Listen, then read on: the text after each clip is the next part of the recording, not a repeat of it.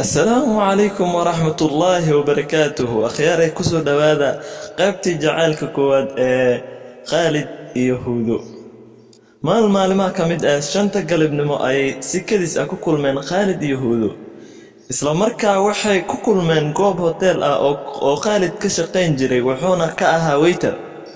Khalid wuxuu ahaa wiil aad iyo aad u wanaagsan wuxuuna ka mid ahaa ardayda loogu jeclaa jaamacadda. Khalid waa bulshaawi xaadir ah. Khalid waa danyar balse kama muuqato oo qalbigiisa ayuu qani ka yahay.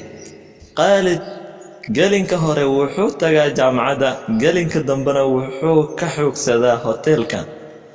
Huudo marnaba kamay filan in ay halkan oo kale ku aragto balse waxay u qushuucday siduu isku kalsoon yahay. Akhyaaray intaas ayuu nooga egyahay maanta cashirkeena qaybta koowaad ee jacaylkii Khalid iyo Huudo.